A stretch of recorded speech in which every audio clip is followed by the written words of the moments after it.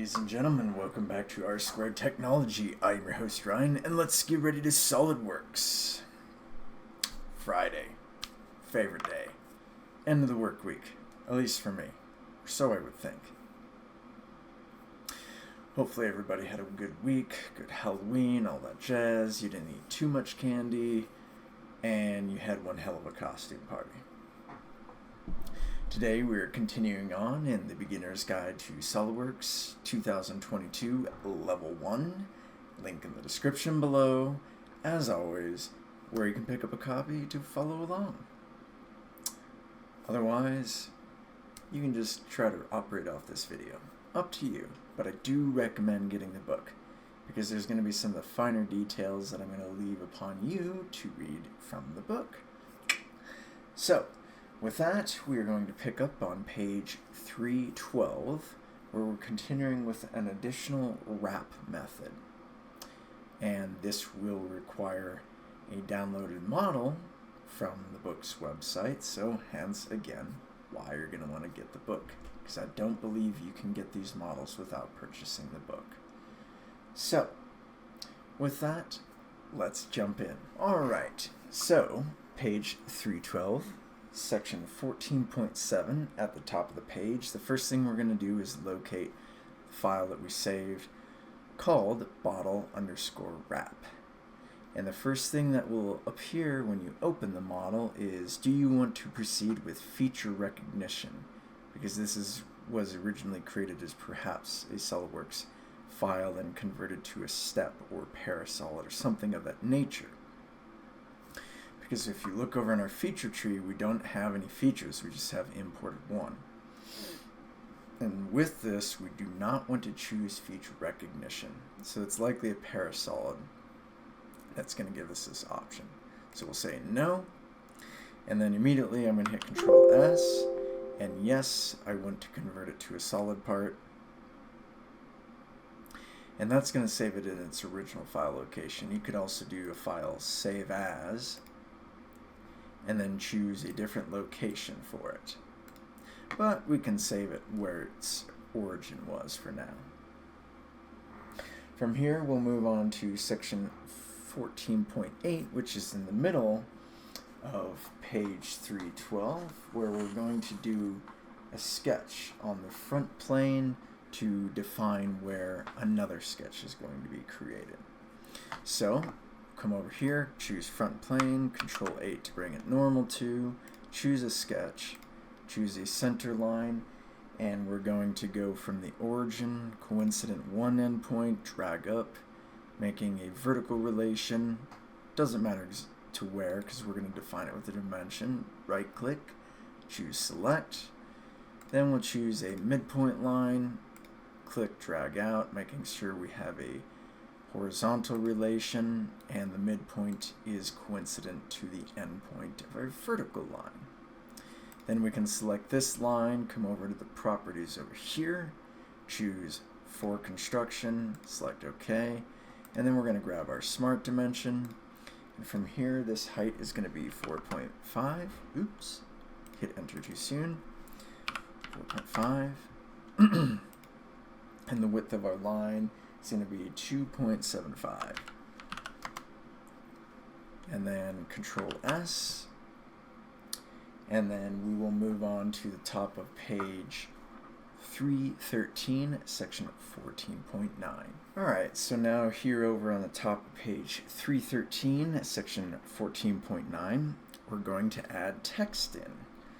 So go to Tools, go to Sketch Entities, and come all the way down here and choose Text.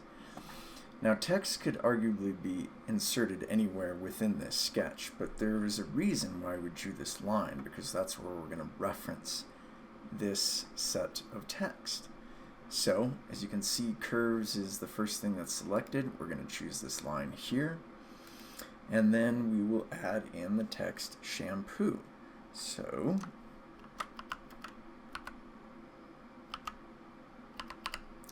and notice how it's left justified on our line here. We can then center justify that.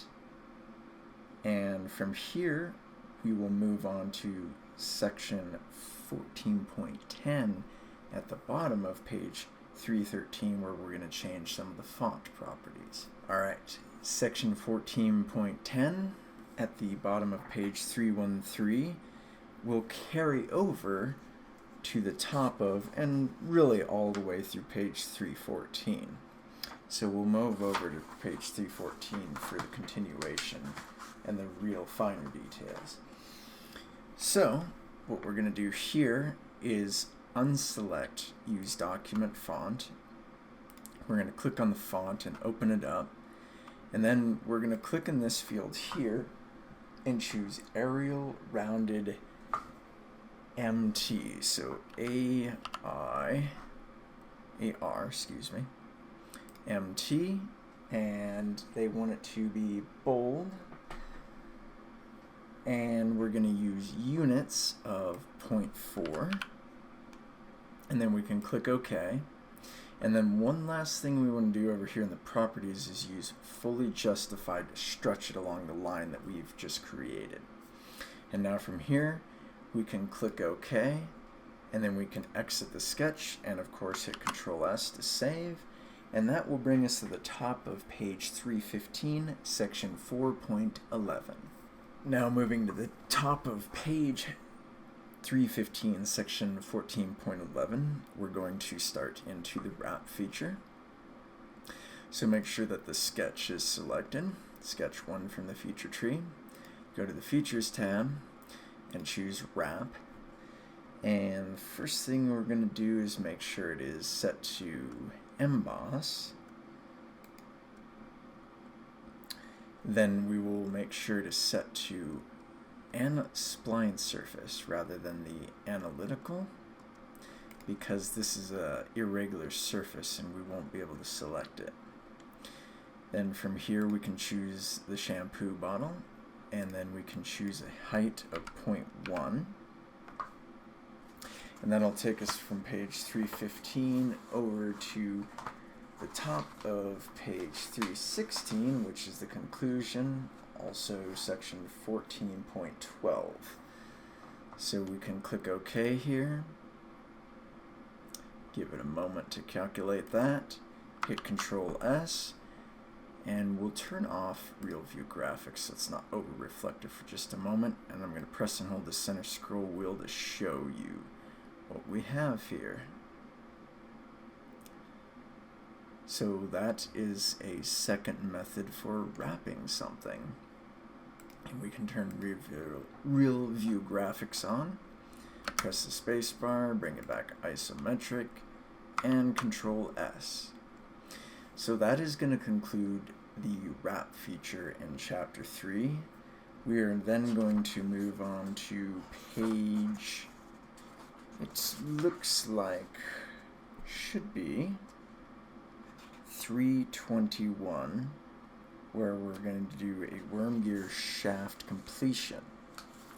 That will be in next Friday's video.